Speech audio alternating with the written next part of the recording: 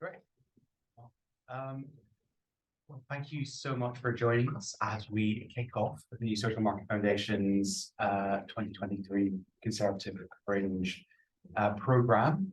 For those of you who don't know me, my name is Aveek Bhattacharya. I am Director of the Social Market Foundation, and really pleased to have such an esteemed panel and such an important topic for the first of our events. Just to kick off with a bit of housekeeping, this is being streamed on the internet right there, so hello people of the internet, so do be aware that whatever you say is being broadcast on YouTube, so use your discretion appropriately. If you want to tweet, that's wonderful. There's a few Twitter handles you can use. So we're at SMF Think Tank. We have Recruitment and Employment Confederation, so they're at REC members or at REC Press, and the hashtag is #CPC23. Fire exits, you will see if you just go out, there's a green sign pointing to the right. That's those are the ones to follow to keep you right on the way out. But with no further ado, let's get to it. So really good, really valuable, really important discussion to be having today. Net zero, I expect most of the people in this room will agree, is one of the great challenges of our times. For whether or not, whatever you think the kind of strategy is, you will probably everyone has agreed on that. But also potentially a great opportunity in terms of economic rebalancing and in terms of the jobs and economic prospects that it creates. And so really today, what we want to talk about is how do we make the most of those opportunities? How do we get the upside of the net zero transition? I could ask for a better panel to go through to talk through the issues one by one.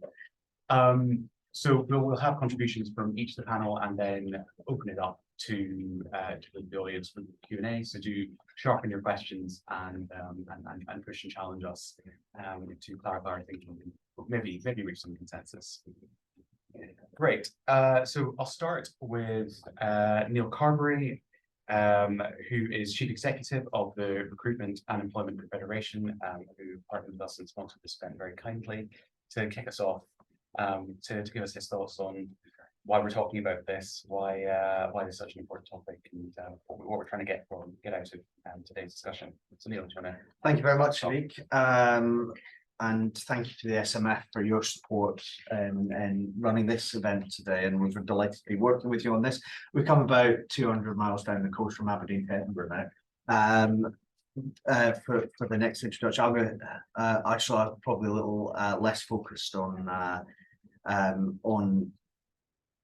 the broader conference agenda than our focus on jobs and skills and how we raise the prosperity of this country in the long term. And really, that's where I want to open.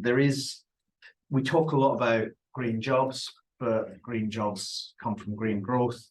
I mean, the challenge for us broadly is that if we talk about a green growth strategy, it's a growth strategy first and a green strategy second. There is no growth strategy that is not a green growth strategy now, and that is a reasonably settled view in the British business community. I'd say broadly the mood of business at the moment is actually, probably more optimistic about the UK going forward than it has been for a while. There's real opportunity with the right framework to get investment flow into the UK. We are, as a business community, strongly positive about what can be done, but what comes in order to take a hold of those opportunities, we need investability here in the UK, and that's where the link with jobs and growth comes in. If you think back to an obscure policy report from 18 years ago, but there we go, Sandy Leach's review of skills, he said then that skills and job creation is a derived demand. It's a derived demand of the commercial decisions that businesses make about how they compete and how they invest. And when it comes to green growth, green jobs, green skills, that is absolutely where we are. The role of the public sector is to make decisions that crowd private sector money in. And I'll limit myself to saying U-turns do not help in that. And neither does a debate about, well, what about that, and what about that, and what about that? We have to have the political courage to make some decisions and stick to them. It cannot be a good place to be, and having said that, I firmly believe in the long-term prospects of this country, that we are losing green investment to Texas now. We were well ahead of the pack. We're now in the pack and possibly dropping behind. So there is work to do to get that investment in place, because that's where jobs and skills come from. And when we know what we want, businesses can invest, we can then build the policy framework that is required to deliver green jobs and green skills. Take, for instance, heat pumps, right? 5,000 subsidy for heat pumps, but 500 of it goes to developing the skills necessary. We have a great member down in the South Coast on the M27. They follow a hire, train, deploy model. They hire young people, they train them to fit things, largely at the moment smart meters, and then they place them out to energy companies. When the previous Prime Minister Boris Johnson made a speech about heat pumps 18 months, 2 years ago, that member took several hundred calls asking for several hundred heat pump engineers, because there was a signal from government and we were going to go for it. But there is no heat pump installation qualification. You need 3 people to install a heat pump at the moment. There is no locally focused delivery. So probably 3 things from me to close out. 1, we need to know what we want and move quickly to be able to deliver it, and incentivize the jobs and skills parts of this as part of our incentive seat. 2, local plans are always going to matter. So LSIPs are really important in this, and we need to make them matter to our green growth plans. And thirdly, the role of central government is not to come up with a series of small pots. It's to build some guardrails within which the private sector and local authorities can invest. I think you can start that process by, for instance, having a really clear idea of what you think a green job is, and then by thinking about how you incentivize their creation. But as with all these things, you tackle with the wind, and the wind is what will we invest in as we crowd private sector money in. I think I'll leave it out. Wonderful. Thanks so much, Neil. Our next contributor needs no introduction, but it is Chris Skidmore MP, who is chair of the Independent Review of Net Zero. Thank you very much, and to largely echo a number of the points Neil has already made. The Net Zero Review, Mission Zero, which had 129 recommendations for government, but critically for me, those sort of recommendations must be prioritised in that sort of long-term strategic programmatic approach of delivering on net zero. So having 10-year missions was a sort of framework not just for this government, but whoever forms government in 2024, because we've got to have that long-term certainty. The review talked about the 4 C's: the certainty, the clarity, the consistency, and the continuity of policy frameworks, which could unlock the 5th C, business confidence. And Neil spoke about what I've termed a global net zero race. Net zero is now the new economic reality, regardless of what politicians do. It's too late. It's here to stay. As I'm speaking, investors are making decisions across the globe in boardrooms about where they wish to place this investment, and the choice is either to follow a net zero path and see that investment comes to the UK, or a not zero path, a net zero rowback path, which potentially sees that investment simply go elsewhere. There are other places to go. We are no longer a climate leader because there are other countries that are catching up rapidly. Standing still means we simply will fall behind. And we've seen the US with the Inflation Reduction Act. For me, it's not just about the money, important though that is. It is about that long-term certainty that the 45Q tax credit is here to stay to the 1st of January 2033. And that includes projects that start in December 2032 being funded for the lifetime of the project. In Germany, they've got the KfW, as they've had for the past several years. They've got a hydrogen strategy that's committed to £10 billion over 10 years. This allows business to place its investments that needs to happen. But as we know, this is not just about infrastructure. It is about the people that are needed to deliver net zero on the ground. So having an effective skills strategy for net zero job strategy is not just also about the economic growth argument, compelling though that is. And obviously we've seen Joe Biden set out very clearly, not just talking about green jobs, but every second job being a green job, and actually specifying what that green job is, whether it is a heat pump engineer, whether it is a technician, whether it is a wind farm engineer, and demonstrating that actually, while the net zero transition is extraordinary and that we are living through a climate crisis, in reality, this is no different from any other transitions we've lived through in our lives. If you think about it, people have gone from 11% of people in 2011 owning a smart TV to 80% owning a smart TV within less than 10 years. And that can be the case with heat pumps if we put in place a strategy that ensures we've got the sustainable approach to delivering on this. But it does need a rapid, not just training, but retraining of the existing workforce. So I've been Universities Minister, and since leaving government in 2020, I set up a lifelong education commission that really tried to track the skills bill, focusing on implementation of the lifelong loan entitlement. But just like buildings, where 85% of all buildings that will be around in 2050 are standing today, so we should really prioritize, retrofit rather than just new buildings. Actually, a large proportion of the workforce will still be in place. I'll still be working come 2050. But net zero is not about 2050. It's about 2030. It is about meeting our 68% emissions reduction target, which we are still off track. Globally, it's about halving emissions. And so recognizing the retraining opportunity is absolutely sort of critical here. So the net zero review for the offshore industries, recognize we still need oil and gas, recognize the existing oil and gas fields, are operable and need to be operable for the lifetime of their future. I'm against new oil and gas fields, and we don't need to go into the debate about that now, but the idea here is it should be a just transition of taking an existing workforce, which is no fault of its own, is operating in high carbon industries of the past, and moving them across to the new industries of the future. And we have a duty today to map that out. So we already have the offshore industries have set out a offshore passport for making sure there is interoperability between qualifications. The engineers that are able to deliver on CCUS, carbon capture, utilization, storage, are the same engineers that are on the oil rigs at the moment, and making sure we don't create this siloed mentality between sectors is really important. Equally, we're going to need 27,000 extra heat pump engineers. We've got to be able to, again, take the existing workforce and make sure they can train on the job. Many of these sort of fragmented SME communities can't afford for the training to take place if it's a choice between training and earning. We've got to make sure they can do both alongside. And that means looking again at the apprenticeship levy. It means looking at the fact that we've got larger companies not spending the levy, and that going back to the Treasury. How can that be taken as a ring fence fund and make sure that that funding, which is going back to the Treasury, is taken over to SMEs to give them greater policy support? Because when we look at net zero, it is about identifying those who are going to face a challenge, being open and honest about the trade-offs, and understanding that SMEs will struggle to meet decarbonisation targets, and giving them the capacity and the capability to be able to deliver on that. But it's not just a question of quantity. The number of jobs I've identified in net zero, I think, is 480,000 new additional jobs, not sort of recycled jobs by 2035.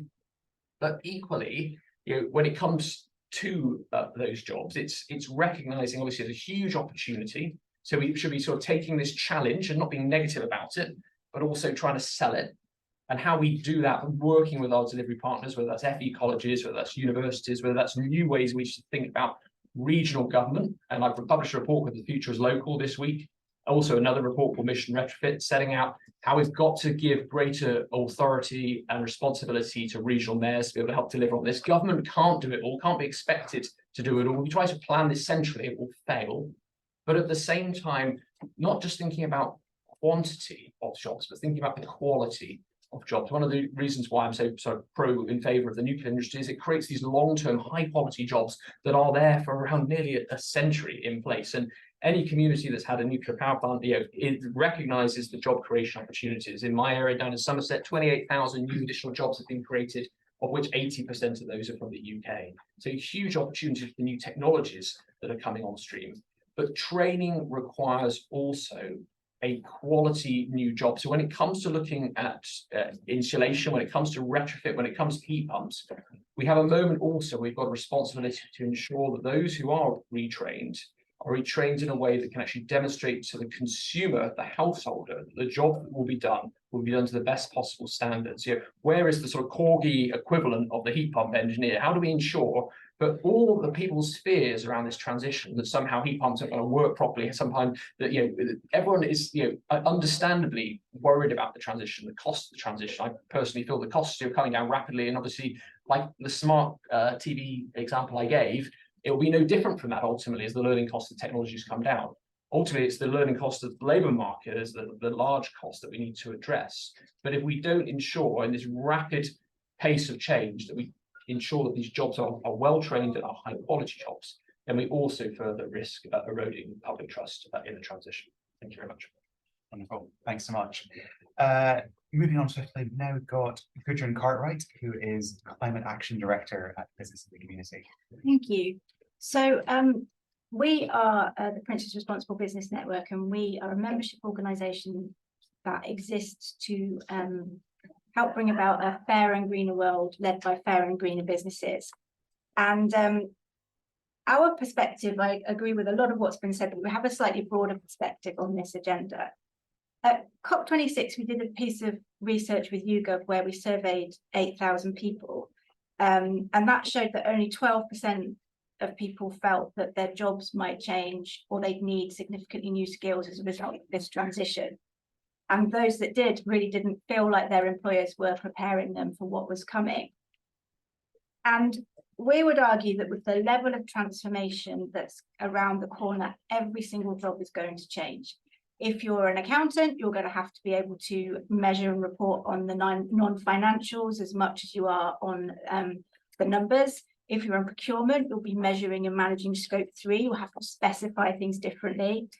If you're in HR, you're going to have to be thinking long-term about the skills and what might they look like. Every role is going to be different.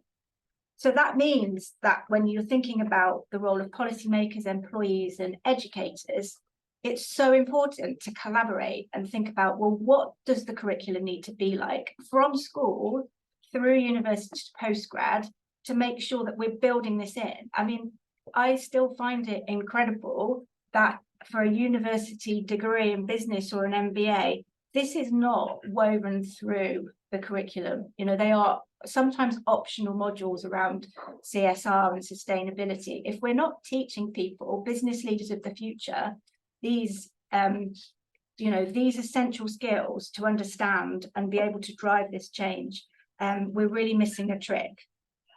And one of the things that I thought was really interesting when I was up in the Tees Valley recently, I was talking to Tees Valley Combined Authority, and they were saying that they know the jobs that are coming. And actually, if you were if you're not a young person, you're looking to retrain because you've lost your job or you want to be part of the transition, they will help to fund your training. Whereas, to do an apprenticeship, to get the skills you need. So how can that at a national and a regional, local level work? And then underpinning this, it's really important that we become a learning country and learning organisations. We have, I seem to have lost the love of learning. I know, a friend of mine, she grew up in Kenya and her mum worked 2 jobs and she lived with her grandma so that she could have an education, and we take it for granted that in this country.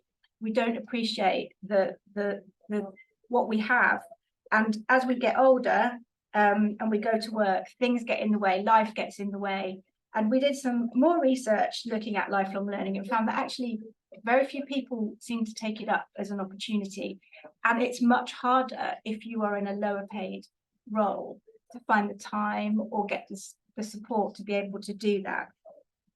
So how can we really think about that as a culture? We need to understand why people are reticent to learn when they're in the workforce, and what will it take to give them the confidence, and then how can we incentivize them to learn and actually really create those pathways so that people can come in entry-level jobs and progress through with their support of their employers. I mean, I always think of Terry Leahy, who started on the shop floor at Tesco's and ended up as the chief exec. How do we make those things happen?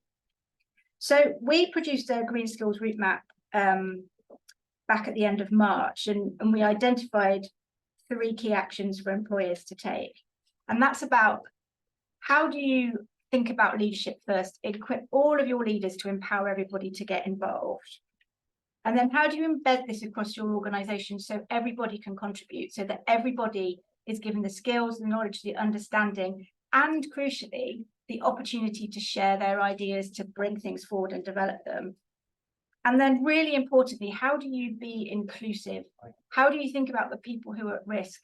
How do you think about the young people who are at need or risk of being need, and make sure that they can get those opportunities to be inspired to learn? And we're thinking about a range of organizational capabilities that are different than they are today in a sort of how we see successful capabilities of an organization, you know, being agile, being open to making mistakes, being willing to learn and innovate. And really at the heart of this, we would argue, is tackling the leadership skills gap, making sure that those leaders understand the challenges, understand the opportunities, and can drive that through their strategy and bring everybody with them. That's it for me. Thanks, Gudrun. And now we'll move on to Angela Francis, who is Director of Policy Solutions at WWF UK. Thank you, Aveek. And I'm just going to take the opportunity to say something personal at the start, because I couldn't come to the Conservative Party conference this year and not say something. So I am the result of multiculturalism. I am Jamaican and British. And I am not a failure. My parents' 50-year-old happy marriage is not a failure. The life they made together when they fell in love, and the places they've lived, the friends they've made, the communities they're part of, is not a failure. And my experience is that most people are extremely proud that people have made Britain their home, and they've made their lives here, and it's actually a miracle that it's as successful as it is. It's frankly amazing that it's as brilliant as it is. And I am sorry that the Home Secretary is choosing to dismiss my existence in communities as a failed experiment. And I'm sorry to say this is not completely new, but I think it is reckless. And to try and stoke division and out of race is shocking, and I hope you will stand up to it in this conference.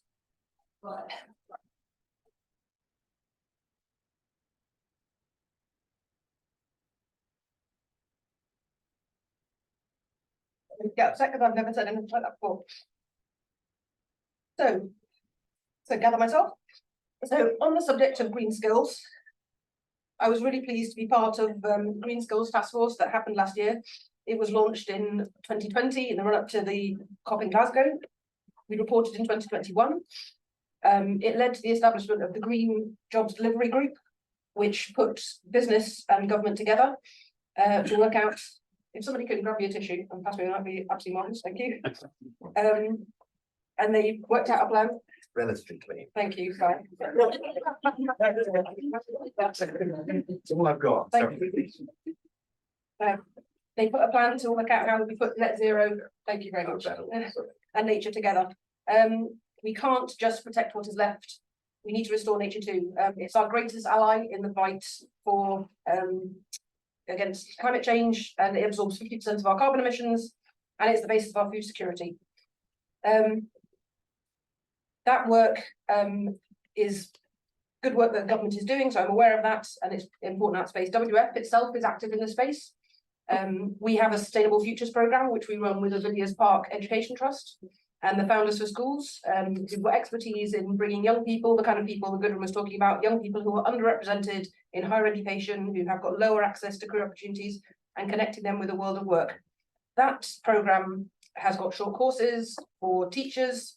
It's got resources for 14 to 18-year-olds. It gives access to business role models. It's a brilliant programme. Check it out. It's all on our website. And all of this work is going on. It's very good. But I think it's important to emphasise, as Neil said at the start, it is not the absence of a workforce plan that is holding back the transition to a green economy. It is the lack of a consistent long-term investable policy. It's the exact opposite of what we're getting when the Prime Minister made a reset on net zero a couple of weeks ago. So I would say that is both an electoral mistake and an economic mistake. The British public could not be more united that action on climate change and nature restoration is needed. I think the survey results that the Renewables UK launched yesterday here showed that 82% of all respondents backed growth in green industries to boost the economy. So as Neil says, this is our growth strategy. There's nothing else.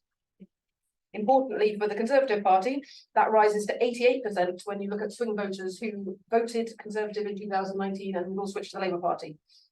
And those people are right. The transition to a green economy is the best thing we can do for our economy.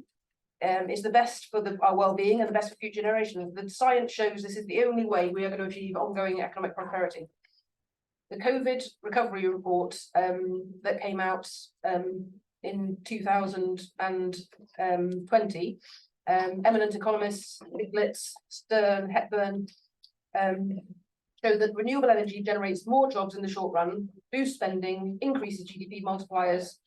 It generates 7.5 full-time jobs for every £1 million we invest, compared to fossil fuels, which generates 2.7.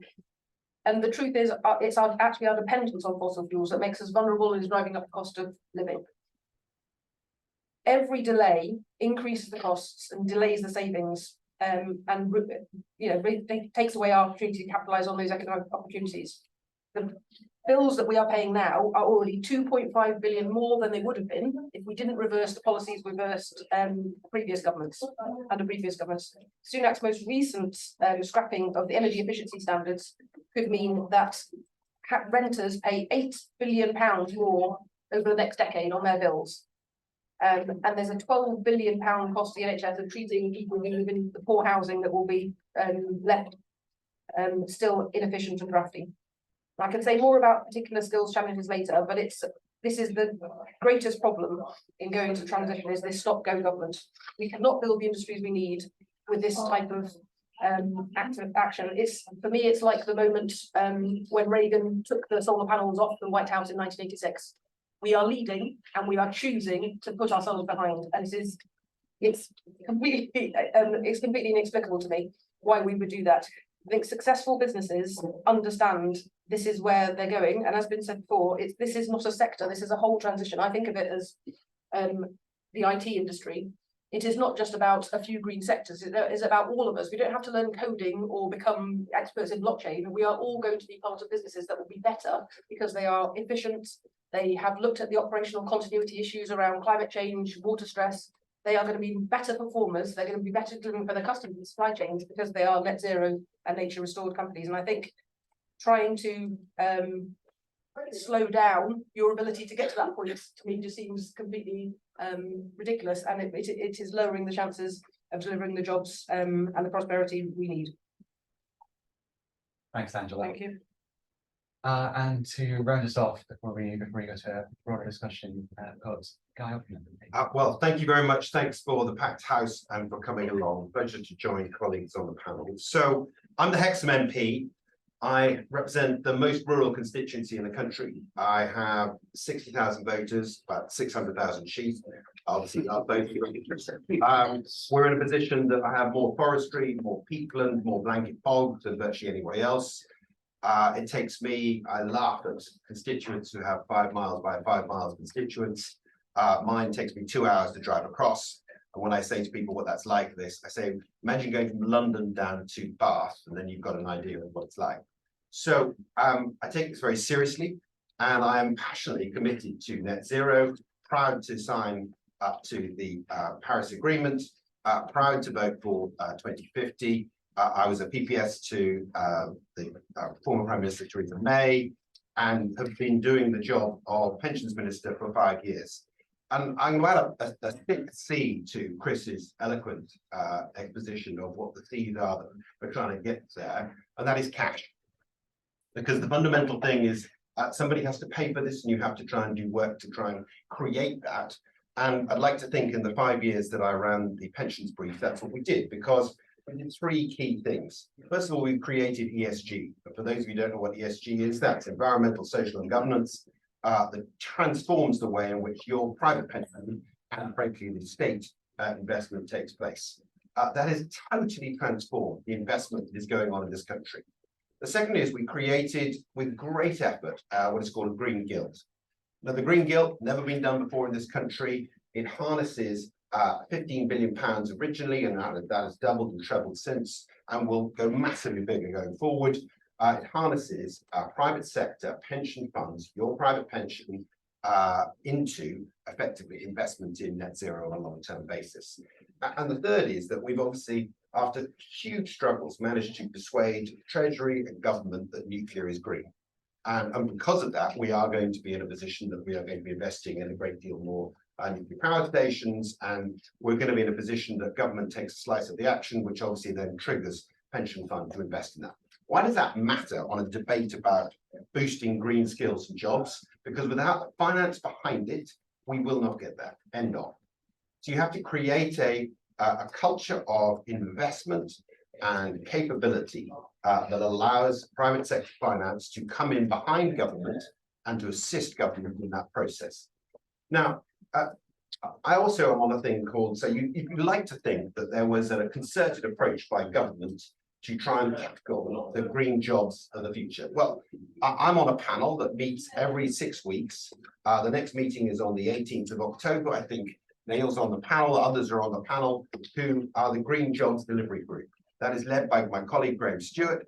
It is what's called an IMG. It's an interministerial group across government trying to drive forward that change. So the idea that we're not addressing these things is laughable, because this is done every 6 weeks, but across government, multiple ministers all trying to chip in and try and say, how do we assist you here? How do we drive this forward? And that, I'm not the skills minister, I'm now the employment minister. I enjoyed a 44-day sabbatical courtesy of Liz Truss, but I have returned obviously as the employment minister, because DWP is like Hotel California, you can check out, you can never leave. So I checked out for 44 days, came back, and I'm employment minister, and I'm working with my good friend Rob Halpern to try and drive forward the skills that we have out there. And I'll give you 3 key examples. The first is, obviously, we have 4 million apprenticeships that weren't here in 2010, that we've driven forward that. The degree apprenticeships, particularly in green jobs, are growing massively. We've got 180,000 green degree apprenticeships, and the apprenticeships, basically, if you complete an apprenticeship, you have 90% prospect of a good job. Those are overwhelming stats, in my view. The second bit is that we're also transforming the way in which technical education is being done, whether it is T-levels. If you aren't engaging with your local college and your local FE on T-levels, I urge you to do so if you're interested in this space. The second bit is the institutes of technology that have grown up all around the country, which are backed by government specifically to create these jobs of the future. And the third is, the point was fairly made by Gudrun that wouldn't it be good if we had lifelong learning? Well, we do. It's called the Lifelong Learning Act of 2023. It will come in a little while. It takes a year to kick in, but it's got royal assent. It allows you to get up to £37,000 of investment in future education that would be available to you post 18. In other words, where previously you finished your education at maybe 20, 21, 22, 23, you now can go back and the state will give you a loan to do lifelong learning up to the age of 65. And that is transformational. I'll give you one final thing. So I pioneered a project called Midlife MOT, which has been rolled out across the country, both in job centres and in the private sector. And bluntly, that applies to people who wish to change their employment, change their training, and it looks at their wealth, their work, and their well-being to be absolutely transformational of the way ahead and to address the challenges that we face. It is extremely successful, but it has obviously got to be rolled out countrywide. We have 3 pilots going on in the northeast of England, East Anglia, and Devon and Cornwall in the private sector. We're running in every single job centre to try and transform the way in which we are training people. I believe there is, my glass, I have to say, is half full, not half empty. I believe the Prime Minister is right to do a reset and be a pragmatic way forward as to how we get there. But we get there without a shadow of a doubt. Thanks, Guy. To come to you just for the first question, so we've got a few different views on where the UK is in the global race. We've had where we were leading the pack, we're now in the middle, maybe slightly behind. How do you think we're doing relative to our peers? And is it right to think about this in competitive terms? Well, I mean, the evidence is overwhelming. We're leading. So now there's a separate question, which I think some people have touched upon, which is, should we progress at the speed we're presently progressing and continue to lead in the way in which we have done? But where we are right now is we are leading in so many levels, whether it's the G7, whether it's by comparison to US, whether it's by comparison to France or whatever.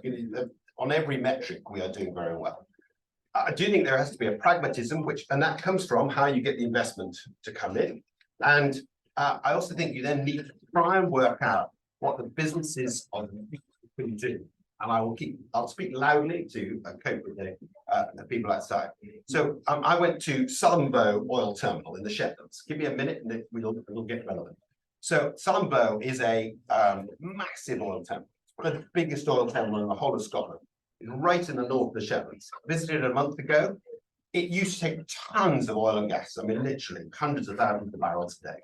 It is still taking oil and gas on an ongoing basis, but they are converting the large tanks there into carbon capture and storage. They are trying to work out how they can use the pipelines that go from Shetland to the UK, the rest of the UK and elsewhere into hydrogen receptacles. Now, that's happening already.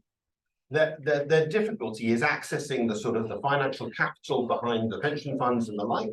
That's not affected by any decision the PM has made, because these sort of decisions are on a 10-year basis. You speak to the guys who run the business there, they are investing on a 10 to 15-year basis. So I don't see that affected.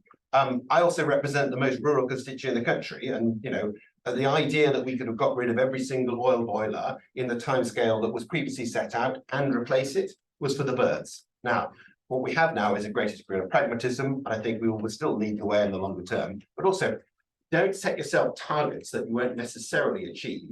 The question is how we get to the ultimate destination. We will still get to the destination. I have absolute commitment to that. Thanks. I have a question for Gudrun and Neil. So we talk a lot about government and public policy and the role that it has to play, but a lot of the direction that it's gone, particularly in the skills system, is towards passing some of the responsibility on to employers, or at least encouraging them to engage. So Neil, as you mentioned, LSIPs, which maybe for everyone who is not as deep in the weeds of this, you might need to do a bit of an explainer as to what that is. Do you think the business is stepping up and shaping the agenda and engaging in the way that we need it to? LSIPs are local skills plans, and I think they're an excellent initiative of Department for Education, working with colleagues in DWP and elsewhere to bring an element of place to supply. If you look at a city like this, I'll declare an interest. I am a governor of Manchester College, where we have a clear idea of what sectors Manchester is seeking to grow in, and therefore, because that clear signal is there, we can build in behind. And actually, some of the initiatives that Guy talked about, you can then plug into that plan. And it is that piece about that clear signal to businesses in Manchester in this case, but more broadly, that LSIPs are really helpful for. I have to be honest, I think we have not done enough in the business community on this. I do think that I mentioned Leach earlier, skills generally are a derived demand of commercial strategy. I don't think we think about skills enough in our investment, and I think it has been easy for businesses not to think about it because the skills programs change relatively regularly. Some consistency behind some of these schemes. I mean, I'm a critic of the design of the apprenticeship levy, but not of its concept. I think if we could make that system in the same as we're talking about green jobs, crowd in private sector investment and increase the expectation on firms to do more, that would be great. Guy took us to Sullombo. I'm going to take us less far. I'm going to take us down the road to Stoke-on-Trent. I remember talking to a couple of business leaders on a business park in Stoke-on-Trent a couple of years ago, and they said to me, well, the thing is, Neil, is we do apprenticeships and they do apprenticeships, and we're both clients of the biggest apprenticeship provider in our sector around here. But we're the only ones who use that apprenticeship provider, and there are 25 firms within 5 miles of here who should be. So I do think there's an element of, and the reason why I think local skills plans are really important, there's an element of giving the businesses who are doing the right thing the bully pulpit to those who haven't yet stepped up. If I go on further, I'll be at risk of getting on my soapbox, which is why the MBA is no longer fit for purpose. So let's leave it there. Gudrun, any thoughts on whether employers are stepping up to the plate as we move into? I think that employers are stepping up to the plate in some aspects and less so in others. So one of the things that we have found is that there's a lot of work to be done in making sure that we're thinking about the relational stuff, the essential skills. So, you know, we do quite a lot of work with the skills builder around underpinning all of the things that are going to be needed for this transition are those very essential skills around problem solving, around team working, around, you know, being creative. So we're working to encourage businesses, and a lot of businesses are looking at that. How do we give people the foundations of being able to be adaptable in the future? One of the things that we found talking to our members and others is that actually at the moment, sustainability strategies and skill strategies are kind of running in parallel. So we're saying, look, let's come together. We've got a program we're just about to launch in November, which is saying, think about your organizational design and workforce planning over the next 5 years and come together with those two strategies. Otherwise, you're going to miss a trick in making those happen. So I think we're also seeing some larger companies, I mean, even, you know, sharing with us some of their apprenticeship levies so that as a small charity, we can enable some of our colleagues to access training. So I think there's a desire to do it. There's people are starting to do it. And those who are at the forefront of the transition, in terms of energy in particular, are really, really working through what does this mean and how do we do that? And how do we make sure that as we are moving, we're creating opportunities for people that really need them. Yeah, sure. I mean, I make 2 points. So you raised the challenge, is business doing enough? Well, the blunt truth is it wasn't. And the reason it wasn't doing it, because we had to introduce the apprenticeship levy, because business would say to us, we want more people, more this, more that, but they wouldn't train them themselves. So the apprenticeship levy is bluntly a nudge by government with penalties that apply if you don't engage with it, that forces people to then start training their people. Now, you then have flexed the apprenticeship levy so that if I have a franchisee, I can then pass that on, and we're trying to make that better in all manner of sectors, from hospitality to retail or whatever. But the second bit would be that, you know, we're not going to have a complete bash of Tony Blair, but let's. But the idea that 50% of all school kids should go to university and that's going to get us to net zero is for the birds. And I think, however you look at this conversation, it has to involve more people doing apprenticeships, right? It has to involve people doing technical education, because there is no way that 50% of graduates of all school kids are going to get us there. Now, there are some very bright people, I'm sure, in this room who will help us there. But what we need is nuts and bolts on the ground, and people with qualifications on the ground. And, you know, the heat pump engineers is a great example, which we all could get. So, you know, 4 million apprentices since 2010. The bits I would really push on, though, are things like degree apprenticeships, the lifelong learning, and T-levels. If you are in any way involved in this particular sector, in your local community, then please challenge your college, challenge your big education providers, and challenge your businesses. Are you involved in T-levels? I went to South Essex College, met literally hundreds of amazing kids doing T-levels, but they couldn't get the businesses to come along and do the 1 day a week to help. Because they basically said, why would I take Fred or Jane out of my business, because that's a loss leader for me, to train some kids who may not come to my business. Now, business has to change their approach to that. We believe we've got the right way forward. So lots of people in the room, as you can see, so I'm sure you've got better questions than I do. So please we'll take a couple. Yes. Hi, thank you so much. That was really interesting. I'm Jenny Russon from MCS Foundation. I just want to say, Guy, saying that the UK is a world leader. A report was released showing that of 24 countries, the UK was behind all of them for heat pump deployment. So I wouldn't say that we're a leader in heat decarbonisation at the moment. the panel's talked a lot about supply, which is really, really important, but my question kind of focuses more on the demand. So how do we encourage young people into these jobs? How do we make these jobs attractive to young people? Energy System Catapult released a report saying that for heating engineers, like gas boilers and heat pump engineers, 4% were from Black and ethnic minority groups and only 2% women. How do we encourage young people into these jobs, and how do we make sure it's a diverse workforce? Great. Liz? Thanks, Luke, and thanks for the contribution. Angela, thanks for your comments about the kind of country we want to be able to get through more. And I had a couple of comments on, so talking about the reskilling and upskilling side of things. I think the government's had some really important interventions over recent years. So the lifetime skills guarantee that says that people get first level 3 qualification, really welcome. But as you said, Chris, we're going to need lots of people already with a level 3 qualification to reskill and upskill. What does the panel think about opening up the lifetime skills guarantee for subsequent level 3 qualifications, potentially in areas identified as priorities by LTIPs, as Neil said, potentially in green energy, retrofitting and so on? And might that be a way of supporting the take up of skills? And secondly, Minister, I think there's been much more links between DWP and DFE in recent years, and really welcome to taking your engagement. Stop there. You're right there, but I know you're going to, there's a but coming. I know there is. And really welcome in terms of the engagement with Rob Halpin, who I know is very committed on this.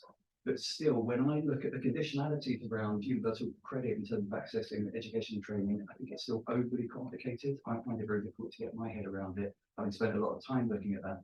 Where do you think we might go further in opening up and simplifying the system for people out of work to retrain and reskill in order to build some of these jobs and needs as well? And do you think that's an ambition you might be able to take forward? Great. I'll take one more and then we'll. If there is. Hi, yeah, Mark Apsley from Amresco. I'm really excited about what's happening down in Bristol with the partnership between Bristol City Council, which is called Bristol City Leap, and the investment that's putting over £1 billion and creating hundreds of local jobs. And it works, and it works through the partner because it's a one of those 20-year deal. That's not the question to the panel really is, how do we take that, replicate that for all cities and towns across the UK and get on with it really fast? Yeah, I'll go to Chris first. So yeah, I mean, the City Leap, fantastic, proving, I think, to people, as Guy said, you know, cash who pays.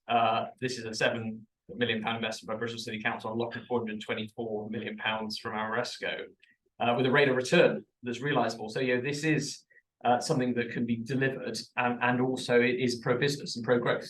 So the key message of the Net Zero Review, and actually in the report that I've done, Future is Local, one of our key recommendations was that the Chancellor on the 22nd of November should stand up and take the Bristol City Leap model and expand it to try to create a net zero City Leap model that could be used regionally. Given the JV is there, actually all the work's been done and it can be ported, I think, quite rapidly across the country and demonstrate confidence that net zero isn't an overburdensome cost. You know, people do want to invest into this country if the conditions are right. And on those sort of conditions, you know, recognizing that, you know, looking at jobs, retraining, I campaigned when the bill went through Parliament on the ELQ rule. Actually, I think there's an opportunity for a carve out, maybe in net zero. So coming back to this idea of a net zero passport for retraining, you know, potentially the challenge around the ELQ for levels 3 and above is always an allocation of resources where people are going to misuse it. So actually, this gives a purposeful reason why you could use the ELQ for levels 3 and above. And I'll come back to this point around how we've got to make sure we get one chance at delivering this transition right. If you look at like the previous transition history, electricity, one of the reasons we've got 14 different types of plugs globally and why we're putting 240 volts through our electricity system instead of 110 in the US is because we waited. We thought, oh, let's wait and see what other countries are doing. The US took all the copper. Copper was too expensive, so we had to put more volts through it. That's the consequence historically of some of these transitions that actually delay, as Angela said, will only cost more. The net zero clock is ticking. But at the same time, we've got this chance now to professionalize a workforce, which, if we're honest with ourselves, you know, the retrofit industry has been fragmented. It's a cottage industry. And now we can use the net zero hubs that have been established with potentially net zero retrofit hubs to really plan this out. I'd encourage all local authorities to be taking up a local area energy plan because it unlocks those economic opportunities, saying the councils just have to pay for it. Actually, you will be able to find a private finance investor to come in with you as a partner. but ultimately professionalizing the industry by bringing these industries together and realizing there's a pathway and a career trajectory. It's not just about, simply staying where you are for the rest of your life. But that needs additional thought through and the government to enable that framework. Can I come in as well on that? So I think in terms of the net zero transition, it is stressing all of the things that we knew were already a challenge. So we already had, as Guy said, a challenge with apprenticeships. We had a challenge on what was that higher education route. We had a challenge with the level of investment we were putting into R&D.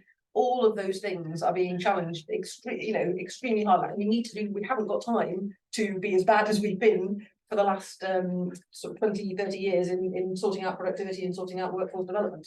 And in doing that, there's loads and loads of expertise. We've mentioned the further education colleges, we've mentioned local workforce plans, we've mentioned the green delivery group, which I think is like putting together sector plans for public and private investment to come together. All those things are right, but I would go back to none of this will succeed unless we have got a really clear and unequivocal direction on net zero from government. And the fact we are wavering on that is really undermining all this other good work that the government is doing and that businesses are doing. And to the point that whether the UK is leading or not leading, we're not. But importantly, it isn't fast enough. Nobody is going fast enough from a science perspective. And from a perspective, we are not doing enough to get to net zero. The world needs to do more. It is not helpful that the nations that were leading are sitting back. We all need to be doing more than we are doing, and there is an economic advantage from taking that path. And we should not be complacent or sitting on our laurels if we haven't had any. We should be trying to move things as fast as possible, which is a responsibility and an enormous opportunity. And I think just getting to the point that we acknowledge that and actually start solving the problems rather than saying this is difficult, let's not do anything, would be an enormous step forward. And I think there's businesses, environmental charities would love to talk to them about how we accelerate things, how we get through those challenges that will face households and face workers. And we have solutions already developed, and I think that's what we would like to be talking about. Any thoughts on drawing more people to these jobs and potentially people from Yeah, I think the work that we did in the Green Skills Task Force says not only, that all the work that's been done to show having a diverse talent pool is good for lots of employers. It is a necessity to be. If we're not drawing from women, from ethnic minorities, from people who are outside, we will not have enough people to do the job. So we have to make those jobs seem appealing, and that's setting out career pathways so that young people are. It's the STEM challenge, which we've already had times 10. Making sure that people know that there's careers for them to go into. So yeah, WF is doing work. Young people are incredibly enthusiastic about working in nature, working in science, working to solve these problems. And not just young people, I think that more and more employers are finding that if they don't have a net zero nature positive plan, they are struggling to keep their workforce. People want to work somewhere where they're part of solving this problem. So it's an issue for employers to be on the right side of this. Yeah, thanks, Vic. Look, let's come to the inclusion point, right? We do the entry level of the labour market in recruitment and staffing, right? It's 1 million people into new permanent jobs every year, but actually 80% of the industry is 1 million temporary workers into workplaces every day. So what's that? It's about 1 in 30 of the British workforce, and typically they are closer to the entry level in large parts, particularly in the staffing side. Case in point, those people are not well supported by the current skills system. To do an apprenticeship, you have to be employed for a year and be able to give up 20% of time off the job. The average 10% is 15 weeks long. So things like, and credit to DfE, we're having this system, things like modularization of the apprenticeship is really important to give access, because at the moment, I would say, I said earlier, I was supporters of levy in principle and had trouble with its design. Right now, those 1 million temporary workers are having their wages levied to pay for apprenticeships. Those apprenticeships are, the apprenticeships in accountancy firms, as Guy has said, are incredibly valuable, but that is a cross subsidy I don't think we should be in the business of. So there's lots of work we can do to really focus some of that spending that's already there back on young people. And James Reed and I are publishing a report in the next couple of weeks that looks at young people and their path into the labour market and back on disadvantage. groups. The point about Bristol, I think, is really helpful, and I think, you know, if I were being facetious, I'd say the one machinery of government change you could make that would help us solve this would be that you'd abolish the Treasury. And what I mean by that, as Guy said earlier, you know, getting the Treasury to accept that nuclear is green is fantastic news. But essentially, at the moment, what we've got is we're letting the finance director run the company. And any chief executive will tell you, you never let the finance director run the company. So the Treasury does two jobs. It looks after the government finances, but it's also become the economic department. In some way, in some form, you don't really need to abolish the Treasury, but we have to disentangle short-term government spending commitments from long-term economic planning. And if you look at a number of the debates we've had over the last few weeks, that's there. I entirely accept the point about Hexham and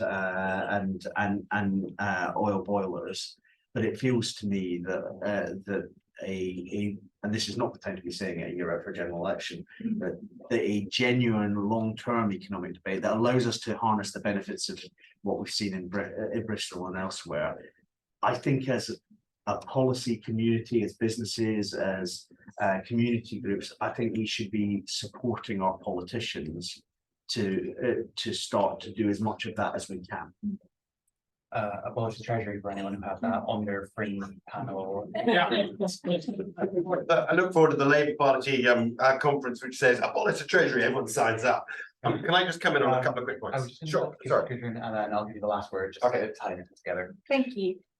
So one of the things, I don't know if you've ever come across Clover Hogan and Force of Nature, which is an organisation that supports a small social enterprise, absolutely brilliant, supports young people around climate anxiety and giving confidence to do it. And what she says is that actually young people nowadays are saying, we don't want your careers, we don't want what you've invented, we want to be part of solving these problems that face the world today. Because young people actually, this is existential if you're, you know, young. I mean, even for those of us who are not so young, we're not going to be dead by 2050. We're going to be here and we're going to need to be looked after. So there's a real, but when it comes to young people, actually giving people, and I think this applies to the community more broadly, a feeling that there's a positive future to aim for, that they can have some agency and be part of creating that future, and that they can get the skills and the jobs that they need to actually influence that, is really, really important. And you know, even with so in the water companies, you know, and you find people working in wastewater treatment now sort of saying, well, I'm part of, you know, processing the wastewater, making it clean, putting it back into the system. So there's all of this stuff around how do you couch this in positive terms. And one of my biggest concerns is that the narrative we're creating about this transition is it's all about what we need to give up. It's all about it's going to be bad. So that, you know, we mustn't go maybe as fast as we could, but actually this has the potential to be a fantastic transition for most people. You know, we have to be realistic about that. And you know, to the point about the skills guarantee, I do think that these are the kind of things that should be devolved. At Tees Valley, they're doing that. They're saying, actually, if you have a level 3 qualification and you're not within the age group, we'll support you anyway, because we know we need these skills. And for me and for us at BITC, this is about how do we create a just transition to a net zero, resilient future where people and nature thrive. That has to be the strapline. And so where do we think about what does that mean and how do we help communities design that and then support them? So what's going on in Bristol is fantastic. You know, we are at BITC looking at we are creating a community climate fund that says, how do we work with communities to help them design what that future could look like? What does good look like where we are? And then how do we help local community groups? Because I think we must also remember the voluntary and community sector here that are at the forefront of supporting people during the cost of living crisis, to say, how can we help you to help your people build this vision and deliver on it? and then bring some funding to enable you to then get match for that and grow that and build wealth for your community. So I think this positive vision and can do is absolutely the heart of what we need to do to deliver. Thanks. And Kai, do you wanna- 30 seconds. Yeah. Strong local leadership, tick, agreed, back those who really know what they're doing. Secondly, better integration across government, take your implied criticism on board. And thirdly, taking your particular point, how do you get young people fired up about this? You have to really drive forward schools' involvement in the jobs of the future. So I would welcome anybody who wants to come on the 26th of October to the Hexham Jobs Fair, where 57 different employers will be there. And we've invited all the schools to come along because they need to see that there are jobs there that can address these particular points going forward. And that driving that forward locally is utterly the way forward. I could say more. Welfare conditionality, sorry, I'm just Sorry, welfare conditionality, we'll see. we've got to work together. Great. Well, thanks everybody. Thanks so much to the panel for their thoughtful contributions. It was quite a big one, but I think we got a lot of value out of them. Thanks so much for so many of you for turning up and for contributing. Hopefully, you found it interesting and thought-provoking as well. Thank you to Recruitment and Employment Confederation for supporting us and helping put this event together. Yeah, thanks so much and enjoy the rest of your conference.